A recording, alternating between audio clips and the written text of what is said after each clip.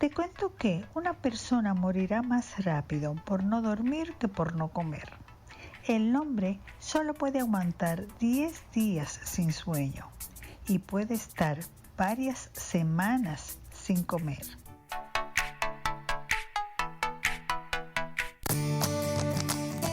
Farmacias Carol presenta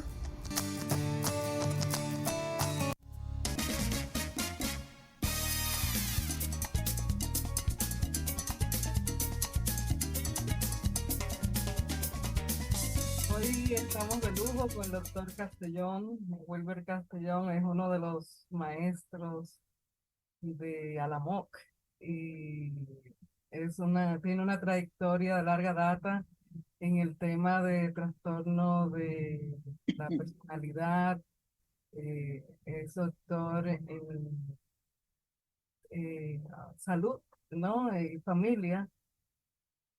Eh, bueno, es una persona en la que confiamos y está aquí con nosotros compartiendo su saber. Eh, su currículum es bastante amplio y nos vamos a pasar todas las tardes hablando sobre él. Doctor, bienvenido. Bueno, Bienvenido. muchas gracias por la invitación. Ya tengo Bienvenido, doctor. algunos años de no estar físicamente en República Dominicana, pero hubo un tiempo que fui 4 años seguidos para los congresos de Fundesic. Sí, Así Para que, nosotros es un privilegio recibirlo de bueno, verdad y más con este tema tan interesante como es el trastorno narcisista, que sí, claro. con tanta frecuencia estamos viendo últimamente. Pero queremos, por favor, que nos diga qué es el trastorno de la personalidad narcisista. ¿Cómo es que se crea esa personalidad narcisista? Bueno, la personalidad se construye a partir de elementos genético-hereditarios unido a aspectos ambientales de aprendizaje. Es decir, la personalidad, siguiendo los patrones o los planteamientos de Gordon Allport, uno de los máximos exponentes sobre la personalidad humana, señala que la personalidad se construye por temperamento y carácter. El temperamento es la base genética hereditaria, ya que traemos de nuestros progenitores, y posteriormente el carácter, que es el conjunto se forma a partir del conjunto de experiencias de aprendizaje de las personas. Entonces, así se construye la personalidad. Hay un rasgo de carácter que se llama narcisismo, ya que el término narcisista fue acuñado desde el siglo XIX por Havelock Ellis y luego retomado por Sigmund Freud, ¿verdad?, para desarrollar gran parte de su obra.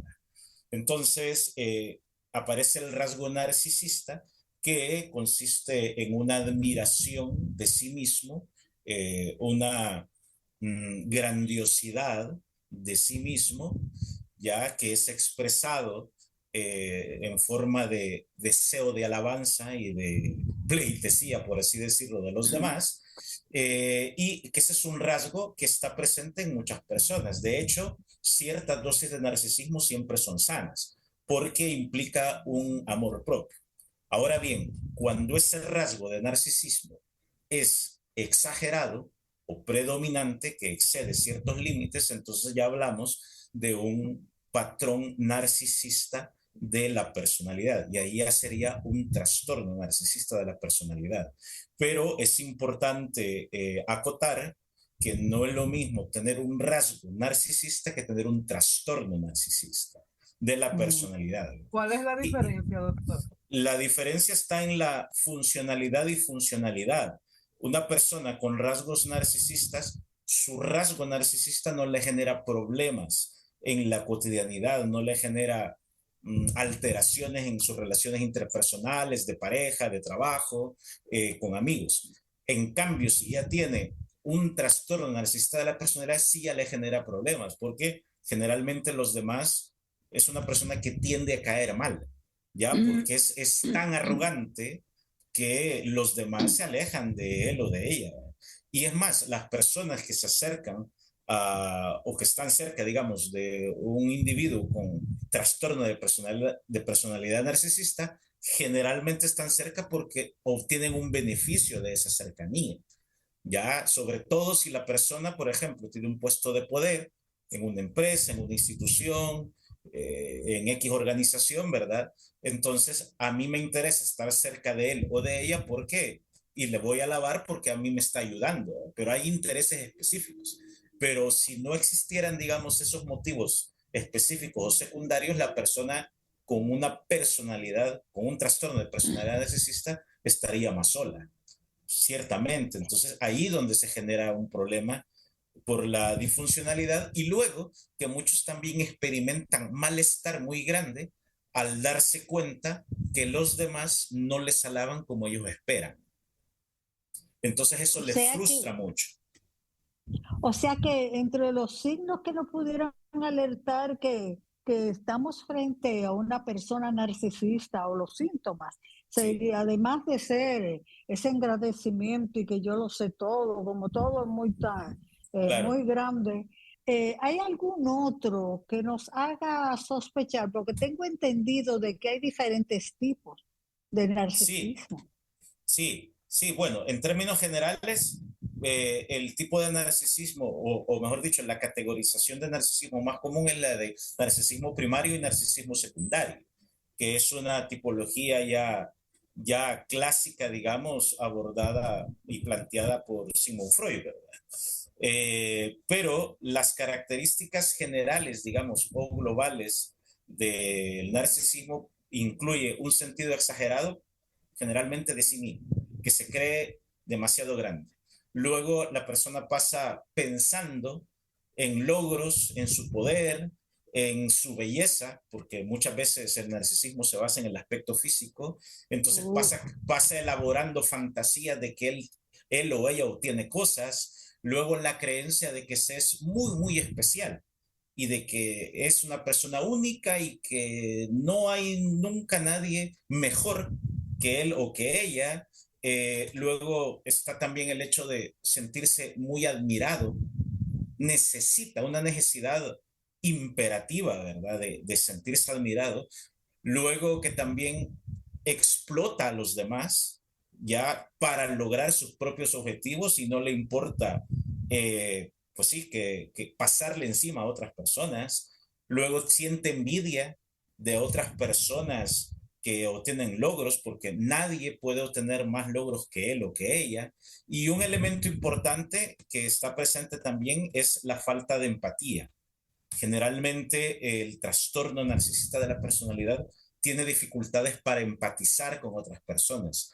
¿Por qué? Porque empatizar con otras personas significa colocarse en el lugar del otro, ¿ya? Y los narcisistas patológicos no pueden colocarse en el lugar del otro, sino que toda la atención está en sí mismo, ¿ya? Y entonces el otro me tiene que alabar, el otro me tiene que servir. Es como que ellos no necesitan que lo quieran, sino fans. ¿Es un Es que, dios o una es diosa? que para ellos eso es querer, ¿ya? Para ellos eso es querer, es decir, si tú me alabas es porque me quieres, supuestamente. Si tú no me alabas, entonces no me quieres, ¿ya? Y es algo, es una tendencia que les desborda, es decir, es el rasgo de carácter exacerbado, magnificado, que no pueden evitarlo. ¿Ya? Eso es bien interesante, ¿ya? Y que son personas que consideran que es normal ser así, porque para ellos o para ellas siempre han sido así. Entonces es normal ser así. Eso significa es como entrar a un sistema, a un mundo, y dentro de ese mundo ya no hay más nada. Claro, Es por lo que claro. Sí, sí, te porque vamos a pregunto. ver, cuando una persona desarrolla sus rasgos de carácter, a la persona le resulta normal comportarse de esa manera. Por ejemplo, si yo soy una persona, digamos, irresponsable, impuntual, con los horarios, con mis citas, con mis clases, con ya, para mí va a ser normal llegar 5 o 10 minutos tarde o 15, porque como yo siempre he sido así, ya, y Mm. probablemente me va a incomodar si alguien me dice, mire, doctor, pero usted, pues sí, por qué llegó tarde a la reunión? Me lo estuvimos esperando y, bueno, pero sí solo fueron 10 minutos, solo fueron 15 minutos. Ya, si yo toda la vida me he comportado de esa manera, adquiero un rasgo de irresponsabilidad que se convierte en rasgo de carácter. Entonces lo mismo pasa en el narcisista. Esa forma de grandiosidad permanente se convierte en su patrón de vida. Doctor, ¿y qué tan peligroso puede ser un narcisista? Es que ese tipo de persona, ese trastorno, no tiene como algún punto débil por donde caiga. Porque puede ser. En realidad, el punto débil está en no reconocer su grandiosidad. Oh, Si un narcisista está en un entorno y no se le reconoce que es especial, sufre. ¿Por qué? Porque en el fondo, como decía, aquí voy a hablar de otro grande de la psicología, Alfred Adler, cuando hay un gran complejo de superioridad, que eso lo tiene un narcisista, el complejo de superioridad significa que la persona tiene un profundo sentimiento de inferioridad. ujú. Profundo sentimiento de inferioridad. Entonces, como la persona tiene ese profundo sentimiento de inferioridad, necesita que los demás le alaben, le rindan pleitesía para él o ella sentirse grande. Ya, la autoestima procede de lo que los demás le otorgan. Que los demás No, son alimentos. exactamente, no de sí mismo. No es una cuestión de yo me doy cuenta que tengo mis logros, que tengo mis virtudes, pero también mis defectos, ya, sino que el narcisista necesita constantemente que le estén diciendo qué valioso es y qué importante es. Eso está como en Ay, un qué trabajo o cuando uno hace una tarea. Cuando una persona tiene una autorregulación de sus conductas y un conocimiento de sus logros y de sus capacidades, yo no necesito que alguien me diga, ah, sí, mire, la clase que usted dio estuvo bien.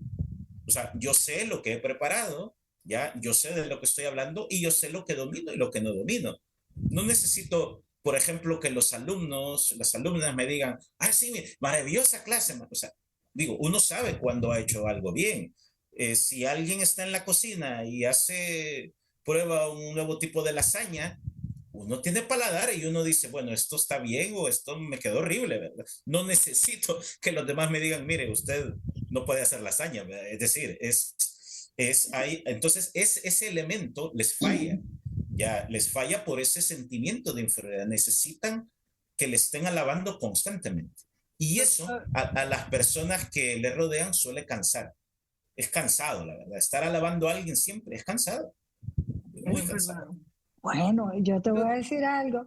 Ay, por eso es que hay tantos influencers por ahí que no son influencers, sino que buscan que la Sí, gente le dé like para ellos sentirse como que son importantes, porque en fin, no dejan nada positivo en su participación por las redes. Entonces claro, ahora yo claro, estoy imaginándome que por eso es que hay tantos blogs en las redes. Pero doctor, el claro, claro. trastorno este del narcisismo viene siendo como casi igual o tiene mucha similitud con el trastorno bipolar y con el de la personalidad esta de antisocial y otros que son más o menos lo mismo, por Claro, decirlo así. tienen muchísima similitud. Por ejemplo, con el trastorno bipolar, algunos, digamos, algunos individuos, algunas personas que presentan trastorno bipolar suelen ser confundidos con trastorno de la personalidad, que bueno, en realidad pueden tener ambos diagnósticos, en cierto modo. Todo depende Mm, del criterio a utilizar, de la taxonomía o de la clasificación a utilizar, ¿ya? Pero una de las diferencias importantes es que cuando un narcisista tiene cambios en su estado de ánimo, generalmente es porque no se le ha alabado como él considera o ella considera. En cambio, un bipolar que no tenga un trastorno narcisista, en realidad los cambios de estado de ánimo pueden deberse a muchas cosas, pero una persona que tenga un trastorno narcisista de la personalidad se puede sentir mal, puede experimentar síntomas depresivos, por ejemplo, porque la persona que él o ella desea que le alabe no lo hace. En cambio, en un bipolar no narcisista pueden ser diversos los motivos, diferentes tipos de situaciones, los que le pueden generar los cambios en el estado anímico. Luego, con el trastorno antisocial, por ejemplo, el antisocial lo que busca es ir en contra de todo. Eso es lo que le nutre, ¿ya? Y puede explotar a los demás para sus propios fines, para hacer daño, para lograr objetivos concretos. Pero los narcisistas manipulan a otros nuevamente para que los demás les alaben. Es una cuestión de autoestima. Entonces, digamos que el elemento fundamental está sobre todo en en el motivo por el cual me expreso, ya, en el motivo por el cual manifiesto la sintomatología que manifiesto, las características. Entonces, todo gira en torno al sí mismo. Los narcisistas patológicos son como el sol. Se creen el sol, que el día que no se levantan, los demás no reciben su luz, ni su calor. Wow. Oh, Doctor, tengo una preguntita. Es así, es claro. El narcisista cuando se va envejeciendo, ¿se hace más consciente o es más empático? No, en realidad la empatía no es una característica que se adquiera en función de la edad. Ya, es decir, una persona cuando ya construye su identidad y el elemento empatía no está presente o muy poco presente, ese elemento no se va a incrementar solo porque la persona va aumentando en edad. Ya cuando ya se configuró la identidad, los rasgos cardinales y centrales, como decía Gordon Allport, del individuo ya están formados. Ya en realidad no va a cambiar eso, porque envejece ahora va a ser más empático. De hecho, hay personas ya adultas mayores que ya están en vejez primaria o secundaria que son muy narcisistas todavía. Ya, y son personas difíciles que les cuesta reconocer, por ejemplo, que necesitan ayuda cuando ya hay, digamos, dificultades propias de la edad, ¿verdad? Dificultades de movilidad, audición, vista, etcétera. Y les cuesta reconocer que necesitan ayuda. Y lo que suelen hacer es cambiar, digamos, o modificar el motivo de la alabanza. Digamos, si fueron personas físicamente muy atractivas, ya no se centran tanto en el físico, sino en el dinero que tienen, o en el poder, o en que yo soy el jerarca de la familia, o que yo soy el que sabe más, o que yo soy el que tiene el sartén por el mango en la toma de decisiones de la empresa, por ejemplo. Entonces se suele sustituir, digamos, el motivo por el cual yo necesito que me alaben. Ya no me van a alabar porque soy muy guapo o soy muy bella, sino que me van a alabar por otras cosas. Pero eso también es complejo porque hay algunas personas que sí no logran, digamos, superar el hecho de que la juventud es una etapa de vida. Y esto es bastante común, por ejemplo, en personas que tienen una vida pública muy reconocida, actores, actrices, cantantes. Podemos ver en las redes imágenes de mucha gente que se opera por aquí, por allá y que prácticamente se ve fatal, ¿verdad? Pero lo que la persona no quiere es verse vieja, ¿verdad? Por así decirlo. Pero sí. en realidad el envejecimiento es una condición natural de la vida. Ya es una etapa de vida como la adultez temprana, como la adolescencia, como la niñez. Ya, pero bueno, en cuanto al elemento de empatía que preguntaban, pues no, la empatía no aumenta ni decrece por los años. Lo que podría facilitar en cualquier caso una mayor, digamos, comprensión empática podría ser experiencias concretas de la vida que le hagan tener un reaprendizaje a la persona, pero deben de ser experiencias, digamos, de alto impacto para que la persona considere cambiar un poco su forma de ser. Si Ay, las experiencias no son de alto impacto, pues la persona sigue siendo como es. ¿Hay alguna relación entre la mitomanía y el trastorno narcisista de la personalidad? Sí, las personas narcisistas suelen mentir, suelen exagerar sus como logros, todo, suelen todo grande. exagerar sus, ¿sí? sus logros. El narcisista es una persona que de forma sutil o no sutil, ahí depende del entorno en el que se encuentre, siempre va a dar a conocer todo lo que es. Y si recibe el refuerzo, hasta lo exagera. Ya es muy común.